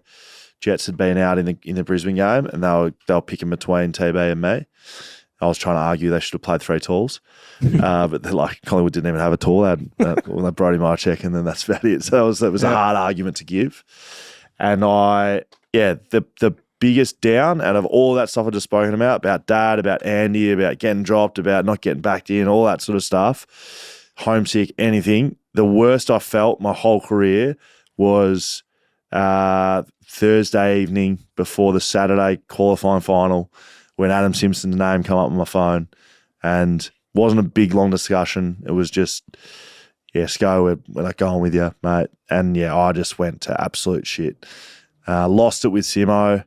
Both, went through all the emotions, went like anger, then upset. Got off the phone to him, rang Praddy, was probably more angry with Praddy because he was my backline coach, and I was like, you don't fucking back me in. And then he was like, you need to get clarity off Simo. So I rung Simo again. But in the end, they'd made the decision, right? So I spent I came to captain's run. I did captain's run, and then I spent all the Friday, all the Saturday in bed. Didn't get out of bed, sobbing, depressed. I don't have depression, and it wasn't depression, but I was depressed. I was flat. Yeah, couldn't get out of bed. Wow. And it was about 4 p.m. for a 5 o'clock arrival and I hadn't eaten, had nothing. And I was like, how do I get back? And I finally, so how do I get into this side? Like, this isn't the grand final. Yeah. Still some time. How do I get into it? And it's like, well, you need to rock up and be a good teammate for the qualifying final. Yeah. So I fucking shoved some lollies in my mouth, had a Coke, bloody went down there, got me footy boots, chucked them in my bag, and I was the most positive person in the whole room, getting around everyone, slapping everyone up, giving fake massages, being the joker. I was a rock bottom. Yeah. And then I was just up and about. You boys are going to got this. I sent a text message before that game, still got it, to Masto and TB. And I said, boys, just fucking wishing you all the best. I want to be out there with you. I can't be. Just so you know, we're going to win a flag this year, and I'm going to be in the team. I've got that message still. Sent that before the qualifying final at about 4:30 before the boys got there. And then, 10 minutes into the game, Shep does his hammy. And if I don't rock up and put the fake smile on, if for instance, like there was every chance I'm not going to go to the game. I was first emergency. Yeah. I could have easily just I'm sick. Yeah. If I did that, I wouldn't have played. No, someone else would have given. Oh yeah, it would have been a big drama. You can't just not go to games. They would hold that against you for sure. Yep. Good lesson learned. So we've touched on a lot already, but a hallmark of your career has obviously been resiliency through passing of loved ones, and obviously turmoil that you've gone on field as well. It's amazing to hear that it's not always just been your own mental toughness that's brought you back, because it's been other moments or other people that have helped spark that fire back within you. But obviously you do have a fair element of mental toughness, and you just gave a good example of it then. Pull yourself up by your bootstraps and get back out there. Is that, do you have any secret sauce for that? Is it just be a good teammate? I know that's probably your default position for most, that to care about the team before yourself, but where does that come from? I care deeply about people. Like if I look at my actual character, as abrasive as I am, and not seem but am, and I'm going to be abrasive with the best of them. Dan, but a lot of listeners probably know. Everyone knows. Alex, Mum, everyone knows. Shout out to everyone. I care deeply about people. Like deep down, have a high level of care for people and what they're doing and who they are and all that stuff. So when you strip it right back, and that's how you feel, it may not be how you act sometimes, but if you feel that way, then it's like, it's not really anything. It's just how you are. It's not. Yeah. It's not trying to do anything. Right. It's like, And so you strip it back, and what am I actually in it for? I don't think I'm going through this pain. I don't think I'm doing it. Yeah, but I also don't think I'm doing it for other people. Right. I'm definitely highly self-motivated. Yeah. In fact, that's what's motivated me. Gotcha. But I need prompts every now and then. I need help. Yeah. Yeah. Everyone does. But I'm highly, highly, highly self-motivated, because I do feel like I've been alone for a lot of things that I've done. Yeah. Give us your best 2018 celebration story. I'm sure you guys were out for a fair bit. What's the deal with So when you win, you messaging girlfriends' wives saying, "I'll see you in a week." Like, what's the protocol there? They know, mate. Pretty much, like pretty much, and it's not like you see in a week. Like you go home to bed, you don't not go home. Yeah. But like, yeah, you're out. They see you, but you don't see them. Yeah, you're out at like 9 a.m. and you're getting home late. Yeah, and there's not a lot of in between. Yes, you just drinking beers. Everyone's different. We should say. Yeah, that's Scully's MO, but and it's your MO. Obviously. Don't try and uphold yourself as some outstanding citizen. No, I didn't even play the game and I was out for a week after 2018. Best celebration story. Who would have been best on during that time? The partying was bigger after 15 than it was 18. 18 was a genuine feeling of relief, and we didn't need to go out anywhere. We spent a lot of time at houses and just around each other. And the big stories, there's bigger stories from 15 than there is 18. 18 was just like, thank fuck we'd done that. Yeah. So relieving. I don't know if you felt the same. 2006 was a fair bit going on then. Yeah, they were both pretty big actually.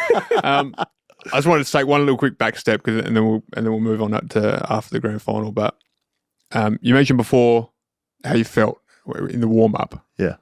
What was different in your preparation mentally for 2018? How did you make sure that didn't happen again? Complete opposite. So overanalyze the game. Even further back, I turned my phone off Thursday. Yeah. Off. Yeah. All contact to go through Alex, and I'm talking my mum. Anyone, you want tickets? Don't fucking come to me. Yeah. Go sort it out yourself. Speak to Alex. So communication was just done. I was highly focused. I had a really distinct role. Yeah. It's like play on the deepest player. It's probably going to be DeGoey. It'll be others at times, especially when he goes through the midfield to kick his goals. But it was a distinct role that I could focus heavily in on. Yeah. I had plans for all players I played on. I can still remember the starting points on DeGoey. I can still remember the distinct plans for all of them. Jaden Stephenson doesn't turn left. He leads up the ground, and we watched. Mate, we watched reels and reels and months of tape. Yeah. He never turned left in his life. He's like Zoolander. Yeah. Nickname him was Zoolander. So when he's up the ground and he leads up on you and he wants to get out behind you, just go right and you block him.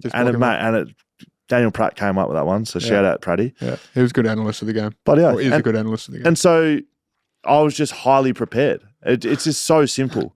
It's so dumb. Yeah. When you look back on it, and that's probably why you have regrets. It's so dumb that we didn't go, boys, we don't need to plan to win a premiership. Mm-hmm. You need to prepare to win a game, and you need to do your preparation as you usually would. Yeah. But to be honest, it's more important. So you need to do even more. You need to do even more preparation. You need to be even more prepared than you've ever been, and that's how you win. Yeah. And that's how you get to celebrate. Yeah. Not fucking being there. Yeah, I love it. Love it.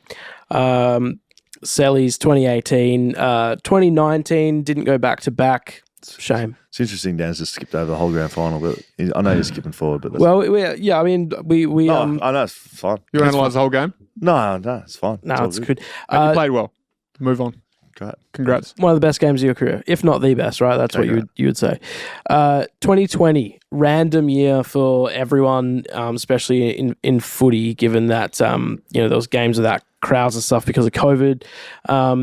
There would have been Hubs 2020. It would have been 19 and 20, right, with Hubs? 2020 Hubs. Random year for that stuff, but also finality of your AFL career. What sticks out to you about that sort of the back end of that year for you, that time? Look, 2020 was just a crook year. I was kicking and screaming about all of that COVID stuff. I had a lot more in my life going on than footy at that stage. Had a pregnant wife, had a young child as well. Had 3 different businesses I was running. Footy wasn't just the be all and end all for me by that point. So to then sort of be told, I was on nothing playing that year. I was on lower than Butsy would have been.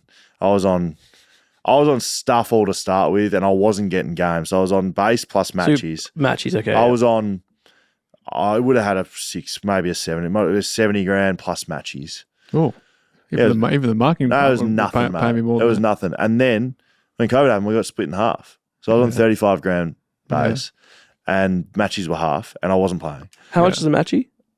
3 grand, 4 grand. Right. But I wasn't getting those. So I was on $35,000 playing for West Coast. And, No job sorry, keeper. you want me to put my whole life on hold and move to the Gold Coast? And I understand all the arguments the other way around, but like for me, I was like, this is just stupid. This is so dumb. And yeah, so I made a lot of noise publicly about it. Probably didn't help the whole team environment. You know, my thoughts and feelings about it probably spread throughout the team as well. We had to do the most moving and most all that stuff, and we didn't handle it well. And yeah, that's all in the past. But yeah, I retired at the end of that year, and I retired because it was the mental aspect, not physical. I played a year of waffle afterwards and played pretty good footy. I think I could have physically kept going, but it was the mental knocking on the door trying to get a game for mine that I just got sick of. And I had a lot of things to look forward to post footy, and so I was. I called the meeting with Simo and Nizzy. Just said, boys, let's go have a coffee. It was on Sanctuary Cove on the Gold Coast where we're staying. Went into the bloody boardroom and just said, boys, I'm done. They probably were making plans for me to be done as well. So I always but it's sort of like, delisted and you retired. can't fire me, I quit. It was a bit like that. Was it the COVID the catalyst, or were you feeling like you weren't getting backed in to the level that you probably deserved at that stage of your career? Yeah, I was blighted, if I'm honest. Yeah, I was over the fight, mate. I had to fight a lot in my career, and I was sick of it. I was sick of that feeling of I was over it. And like time again, should you try and prolong your career, and others have been injured, so they finish up, or what other circumstances they are, and you don't get that opportunity that I did to just like, you just suck it up and keep going. But I've always been pretty strong-willed, and I was just over answering to people. I was over not getting backed in. I was over the fight required to perform at the highest level. And so I called it when it was done. I reckon probably by that time as well, we wouldn't have known what 2021 would have looked like. Like if you were like, fuck, I don't need to do this again next year, hubs and all the other thing all I that couldn't, shit. mate. I couldn't financially. I wasn't like, there would have been way more people worse off than me. But like we couldn't get JobKeeper. There was 6 of us on West Coast lists that couldn't get JobKeeper. The AFL wouldn't allow it. And I'll probably get in trouble for saying that, but that's what happened. Yeah, well. We were getting paid lower than people on JobKeeper. Yeah. And I was okay. I'd been in the system for a long time. Someone like Hamish Brayshaw was one of the guys. Yeah. Mate, he was getting paid less than JobKeeper, and we couldn't apply for JobKeeper. It felt illegal. It felt, and I don't know if it was or not, but it was financial, it was mental, it was relationships, it was all that. And I had a great career. I had a brilliant career with brilliant teammates. And when I say brilliant, I don't mean like Buddy Franklin. I mean like the ups and downs. I mean the experiences and the opportunities and the coaches, and brilliant in terms of experience. I experienced everything. Yeah. Players come out at the back end of the career and they've had great careers and awards all over them and leadership positions. I haven't had any of that, but I think I've had a more fulfilling career than perhaps anyone else could have. I've won a wooden spoon. I've lost a grand final. I've made prelims and lost them. I've won a premiership. You've seen it all. I've played 4 waffle sides. I've played 100 games in the waffle. Yeah. I've been dropped. I've been the most dropped player in West Coast history. I try to fit that in all the time. I've the most repicked player in history because of on the back of that I got back into the side. I didn't get to 200. Who gives a shit? I played. Technically, you did. I mean, technically I did, but like I see this chat about milestone games and people coming back into the sides to get a number on the wall. At the end of the day, I'm extremely grateful for my time at West Coast, extremely grateful for my time as a footballer, and I couldn't have really wished for it any other way. And it doesn't, all the numbers and all the awards, and it doesn't really mean anything. Mate, it's that's so nice to hear, because you know how it is now with dealing with a lot of past players, and even when we were playing, we mates move out of the club, and I'm always very saddened by the amount of people that have had great careers that maybe weren't the player that they used to be in the last couple, or maybe you get cut from the team even if it was warranted, and have animosity towards the club, or look back on their career with tainted through that glass and can't see it as a whole of how good the time was, and also how proud you should be of yourself for going through all that, showing that resilience, playing 194 games with all those things that we just mentioned, 14 years. Are you proud of yourself? Yeah, I couldn't be more proud. And I can also look at things with not just a really positive lens on things. I know it was hard. It was fucking so hard, and I hated a lot of it. And I had massive clashes with coaches, butted heads with a lot of people, all that stuff. But like, if you strip yourself back, like, yeah, it was the best, be the best time of my life. So, yeah, I was proud. I do felt like I felt like I had to do a lot myself. I felt like I was constantly, one, fighting against myself with the consistency that I spoke about, but also, yeah, trying to get backed in and trying to get the respect of people. Like, I use that as a motivator. So to finish a career and get that flag and do all that, yeah, proud. I feel like it's a pretty good way to. There's more like we could get into, and I think we could revisit some stuff at another time. But I think that's a good way to wrap it. With your career, but we do like to do this thing after every chat, Scoey. Social media, not social media. Yeah, see, I know you like that. Social media, where you've heard enough from Butsy and I. Is this still going? It is still going. The longest running segment in podcast history. I'm an avid fan. No, you're not. Yes, I am. Hyperboticals. We're going to we'll rapid fire some of these. All right. Okay. Happy with that? Butsy and Lave, he's missed his event, whatever he's going to. No. You got 7 more minutes for you. Okay, cool. All right. Well, I'll read out the user. Yep. You ask the question. Great. Lazbird33 _. Oh, legendary. Was there ever a pull to go home to Geelong with their success? An extension of that from me, would they even have had you? This is how Scotia Wetter used to go.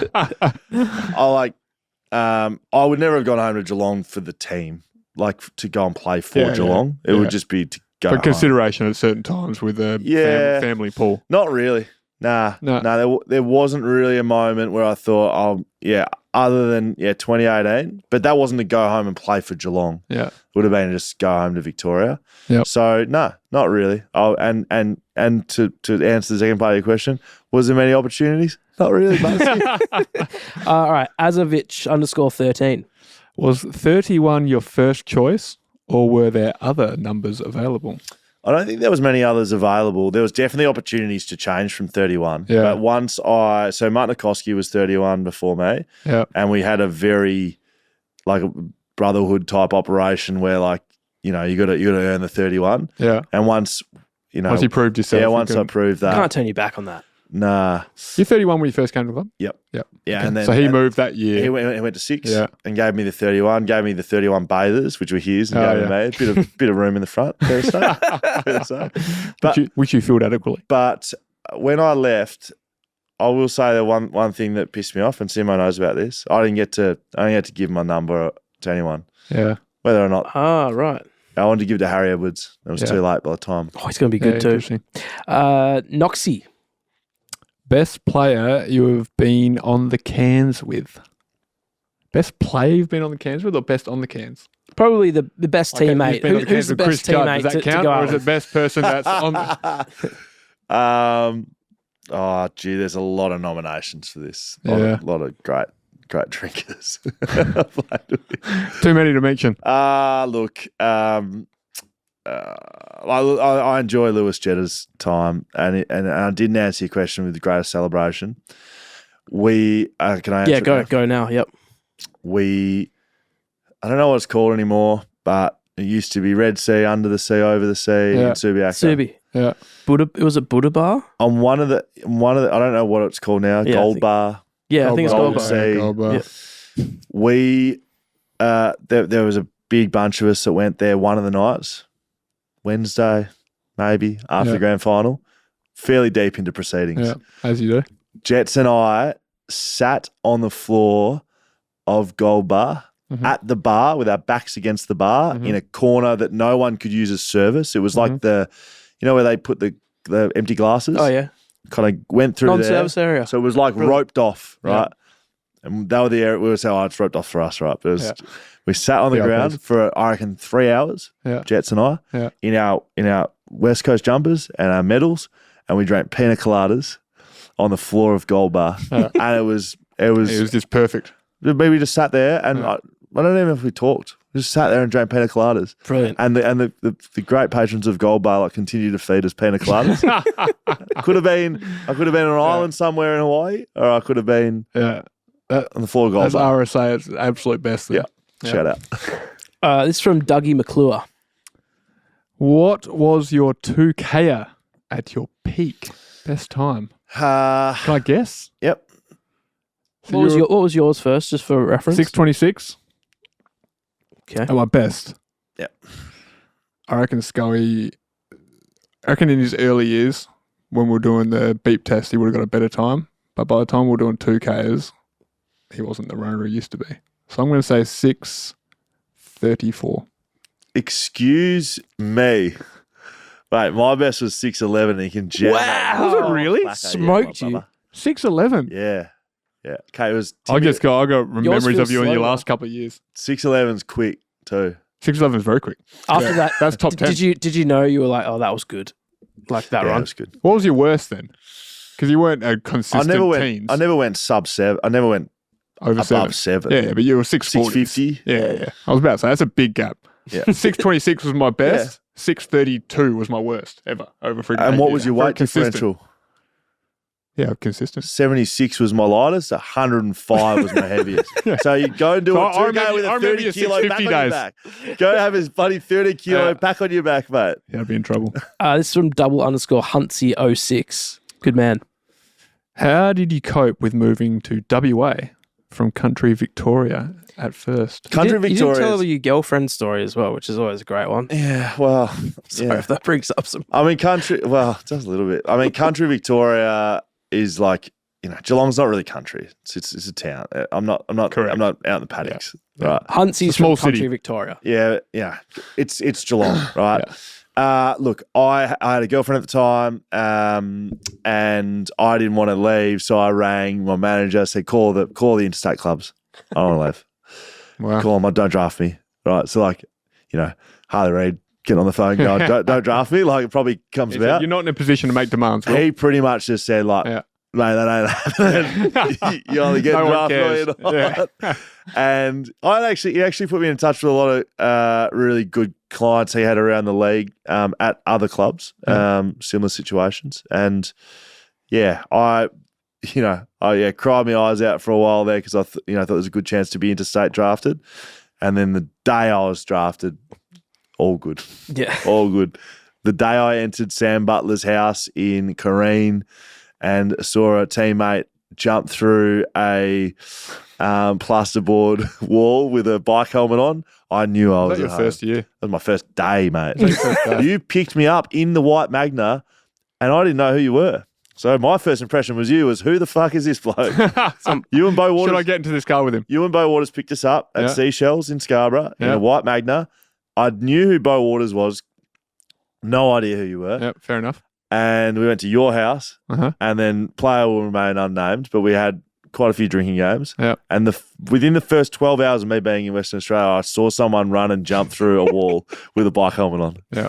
Great. Welcome to the old West. induction, the old induction nights. And then I will say, shout out to Adam Hunter, who looked after me that night, my Yeah. first night. Yeah. He dropped me home to mum at about 3 a.m. Mobile phone not in use by that stage by me. And mum was not overly happy. Looking back, it was terrible. It was a terrible thing by us to set that up when the parents were in town. Like, wait till the next weekend. Yeah.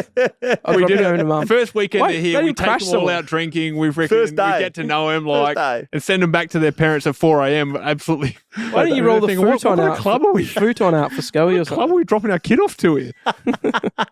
Take him home to mum. This is from Sex Lloydie. Was it always your plan to end up in the media post footy, or did you just kind of fall into it? It's a great question. No, it wasn't always my plan, but if I look back on my career, maybe it was without actually thinking about it. Yeah. Like I hosted everything I could. I used to do the Eagle Eye TV. Eagle Vision. Yeah, Great why? show. Do you call yourself an extrovert? Do you like the attention? Did you honestly, just start it and then you realised you were good at it? Honest- like what? Yeah. Yeah. Yeah. You just really you enjoyed it when you did it. I was good at it from Yeah. the first time I ever did anything. Yeah, if I look- if I- that's debatable. If I look back at the certainly not that good at it. Yeah. But I should say I felt comfortable doing it. Yeah, It was challenging, but and I didn't know what I was doing, and I wasn't very good. Yeah. But I was better than like most of my other young teammates. And then the more I did it, the better I got. And it was definitely something that the more work you put into it, the better you get, and the more comfortable you get. And so I mean, it's a long story about the media stuff, and time management's probably getting a hold of us here. But like, I had a lot of great mentors in media. We had great fun with the podcast, but Russell Wolf at the ABC and Simon Beaumont at 6PR were two media mentors for me that taught me how to interview, taught me around my voice and how to use that, the upward inflection, the actual craft of interviewing. Yeah. Russell passed away. He had a heart attack and lost him suddenly, which was just brutal. Like all this bloody loss, and it sounds like I'm whinging. I'm certainly not, but I was really close to Russell. Like, he was sort of like a bit of a father figure over here for me. He was in media. He gave me my first opportunity on radio at the ABC. Dan knew Russell well too. And mate, I still remember the best advice he gave me when you're interviewing and when you got guests, just shut the fuck up. Ask your question and shut up. And it's something that I try to stay You've never true been to. good at that. No, well, yeah. I mean, like, I listen to a lot of others and they don't follow that advice, and I try to stay true to that. Yeah. Answer the question, ask the question, and it's also not about you. Yeah. People aren't tuning into me to interview, the Premier of Western Australia to hear what my thoughts are on the whatever coal mines or whatever the fuck else goes on. I don't fucking know. Coal mines. It was just shut the fuck up. Whereas Simon Beaumont taught me a lot about using the voice and the craft, and so had a lot of great mentors, and then got lucky, had some good opportunities. But I've worked my absolute ass off. Yeah. If I don't know if I at times in my football career, no, I did. I worked my ass off in footy too. I had to work my ass off, so I can't say the same. But media, I've just any success that I have, I've just tried to use the same thing for footy that I use in media, and I just try to work my ass off. No, you can tell, mate. Well, when I think back to the BackChat days when we were on it together, and I was obviously the talent, and you were just a semi-good Robin. How much development you've had the last 10 years. I say to my wife all the time, we see on TV, I'm like, fuck, he's actually good. He's actually good. Like, how has this happened? So, mate, it's obvious that you've put the hard yards in. Last question, as always, from the Eggman. How does Scully like his eggs? Recently switched to scramble. Used to be big poached guy. Scrambled you can do more with. Works better with salt and pepper. You get more. I'm a strong believer that scrambled eggs is the way of, should be the way of the future. The ceiling and the floor in scrambled is too high though. Your bad scrambled can be very bad. Good can be amazing, but poached you're going to get a good level of consistency. No, you can have a terrible poached egg. Can you? Yeah. Like, if it's not done right, if it's like everywhere and it's not cooked properly, that's a high ceiling, low floor. Right. Soft boiled is where it's at. That's gross. I'm gonna wrap this up. Did you have a good time being on the other side? No, I didn't. You didn't? I didn't enjoy it at all. I hope you enjoyed listening and watching. But I had not a great time, and I appreciate your time, Sam, and your time. Yeah, Dan. thank you. Enjoyed it, mate. But Thanks for having me. being here for me is very difficult. Yeah. Way more difficult than I thought it'd be. Well, Thanks for being so candid. Thanks for letting us do it. And as Dan said, probably could go for another couple of hours. But, yeah. We could redo this as part 2. We could do a post footy Scully thing. As always, you can follow us on socials, BackChat _, email us hello@backchatpodcast.com.au. This podcast is powered by Paywise, Butsy. Oh, yeah. And of course, our other sponsors, ID Athletic, Whippersnapper Whisky, Mamba Digital, TABtouch, Shelter Brewing Co, The Legal Precinct. That's a long list. Could be Nokia if you could make some calls. Head to the website backchatstudios.com.au. It's all there. See you next time. Peace.